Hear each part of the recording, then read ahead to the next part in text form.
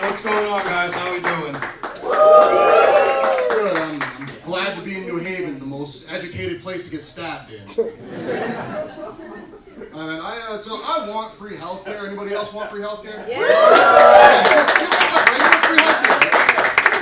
Free healthcare is an awesome idea, but I just don't want it from this administration. You know, it's like RFK is in control of healthcare, and everything he says sounds like a ghost story. Autism's happening because of the bad food and the vaccines. They're vaccinating Doritos with Tylenol dust. Which, come on, all right, we all know that's bullshit. Okay, autism isn't happening because of bad food or vaccines. Autism's happening because trains are fucking cool, okay? Alright, now I know who loves trains in here. Good. Now, I don't know. I don't even like the conversation around autism. It's a weird one. Like, I remember one time I was talking to this guy, and mid-conversation he called me autistic. I was like, yo, that's fucked up. Don't do that.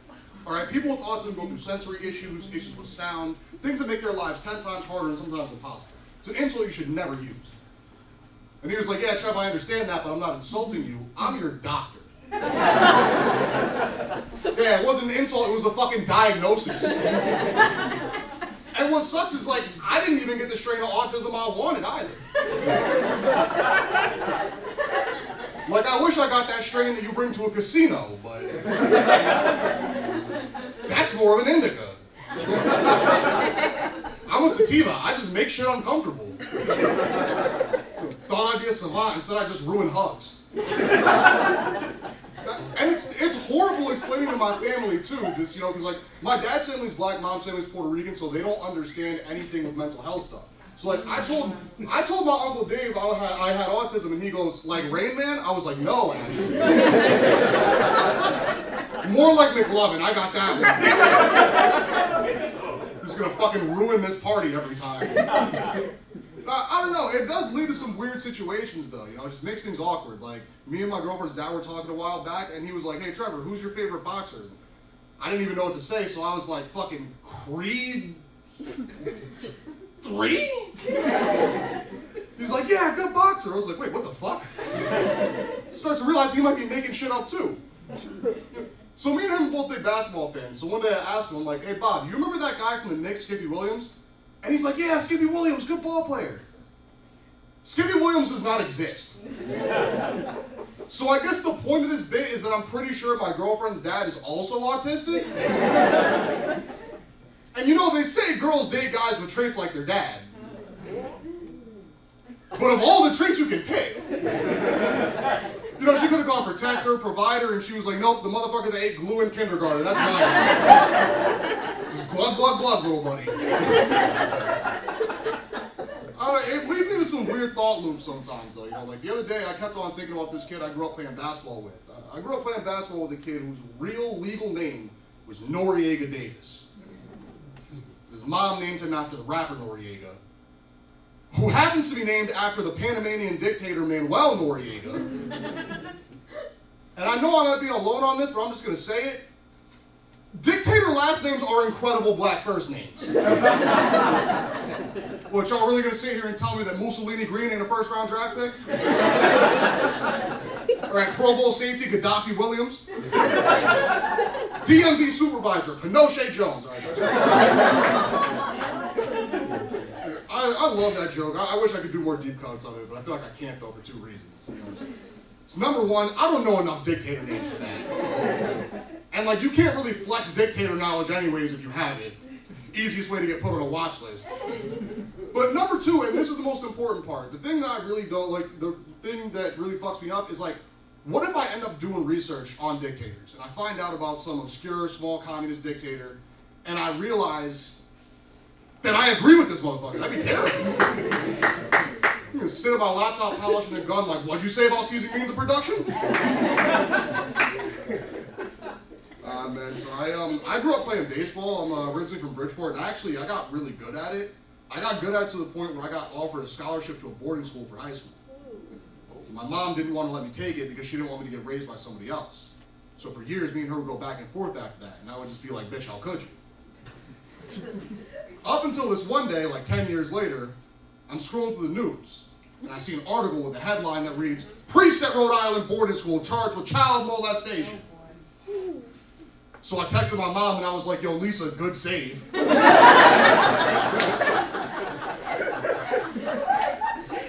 then I saw how much money they paid out to those kids. I was like, "Bitch, I'll touch you!" Telling me these kids got finger fucking $7 million? Dog, all I got was a trip to a private island. I need a new negotiator. Alright, time to get into the Epstein and Diddy stuff. Listen, I can get into Epstein or Epstein can get into you guys. It's one of the two things. Because he's not dead. No, I'm just kidding. I don't know. The Epstein thing is kind of dead at this point. The thing that's wild about Diddy now, though, is that white people are just finding out that Diddy's weird. Because, like, this is something that black people have known forever. Like, 2 years ago, when the whole thing broke about Diddy being a creep, I remember I asked this crowd, I was doing a black room, I was like, "Hey, when's the first time you heard some weird shit about Diddy?" And this black lady in the back was like, "December '94." Like, bitch, you a victim? What the fuck? Could have stopped so much bad shit for the past 30 years, but she was like, "Nah, I'm gonna wait till one day I'm in a hookah lounge in Harlem, and I'm gonna tell this community college Obama on stage what happened." And so I asked her, I was like, "What's the weird thing you heard about Diddy?" And she was like, "I heard that him and Africa Bambaataa was finger popping everything in sight." And I was like, "You didn't have to say it like that. That's it's not necessary." The whole case is insane. Like 1,000 bottles of baby oil, 1,000 gallon bottles of baby oil. All right, restaurants don't buy that much regular oil. I don't know. And I will say the one thing about, did anybody see the documentary, 50 Cent's documentary that came out? Yes. About Diddy? You saw it? All right, Doug, so is it just me, or does 50 Cent make you feel like you need to be a better hater? Absolutely. It's fucking inspiring. I gotta say, wild for this man to have more evidence than the feds did. Like, the feds only got Diddy for 4 years. 50 Cent could have got him for 40. Alright, let's go ahead and fucking kill that joke, okay. Man, so I'm now officially a grandchild of divorce. Yeah, you can cheer for that. It's fine. Is anybody in here a child of divorce? Alright, well, I'm sorry that my parents love me more than your parents loved you, but being a grandchild of divorce, it's kind of fun. You know, just because people just want to buy my love at this point. And yeah, I don't want to pick sides. I love both my grandparents, but one of them sends me a few $100 every few weeks on Cash App. So grandma's a fucking bitch.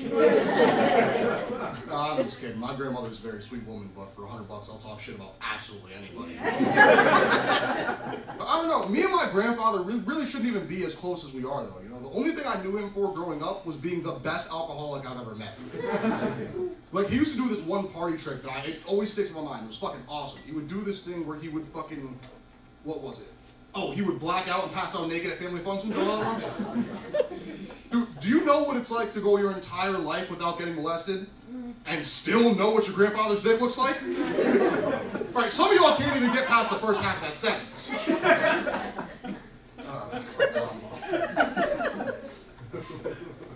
This looks like a Turning Point USA convention with a few DEI hires. I don't know why nobody didn't mention that shit earlier. Counting or not counting audience violence? God, man. So some pretty wild shit happened recently. I found out that a friend of mine, a kid I grew up with, is about to go do a bunch of time in prison. It's a weird thing when you find that out. You know, it's a kid I know, he's about to go do 40 years in federal prison. And it's a weird thing whenever I tell people that I tell people I know somebody doing 40 years, because they always say the same questions, the same dumbass questions. Oh my God, 40 years, what did he do? Fucking everything. What do you think? I wasn't walking old ladies across the street. He shot like 3 people. I looked at the list of charges he had. It was like murder, attempted murder, armed robbery, RICO charges, cocaine trafficking, telling a bunch of blind kids to look out. I was like, yo, they listed off more charges than DMX did bitches in the song What These Bitches Want. I don't know if you guys know this or not, but there's a lot of bitches in the song What These Bitches Want. Now, the thing that stuck with me the most, though, had to be the armed robbery, just because I've been robbed at gunpoint before. It's a terrifying experience. Like, I was in this liquor store one night looking at White Claws, which is the most embarrassing part of the story. While I'm in there, this guy comes in, he points a gun at the cashier as I'm like around the corner kind of hidden, and he tells him, get behind the counter, get on the ground, and don't move. And at the time I had a mustache, and he goes, and that goes to Team Lionel Richie in the back too. I'm like, all right, you're not gonna take my shit and hurt my feelings too. So, I decided to do what any smart, rational person would do because I was out of sight at the time. I took my stuff out of my pockets, I put it underneath the shelf, and then I laid on the ground, and I waited for everything to be over. And when the guy with the gun was coming around patting people's pockets, he felt my pockets, felt that I had nothing, and he goes, broke motherfucker? I was like, me? Me, the one not robbing a liquor store. The audacity. That's like if I walked up to a homeless guy, ripped the sandwich out of his hands, and was like, punk motherfucker? This makes sense. And the worst part of the whole thing is that when he said it, I recognized his voice. It was my boy. I was like, yo, what the fuck? Yeah, so I called the cops on him. That's why he's doing 40 now. Nah, man. All right, before I go, I'm gonna get out of here on this one. Do you guys see a while back they were asking women this question online? Would you rather be left alone with a man or a bear? Yeah, they were asking that question for a while, and I didn't understand why so many women were picking the bear at first. Up until somebody asked me the black men's version of that question. They were like, Trev, would you rather be left alone with a bear or a cop? And I was like, what type of bear are we talking? It's like, I don't trust those honky-ass polar bears, but... We're talking about a 300-pound gay guy named Terry. What's up? What are we doing?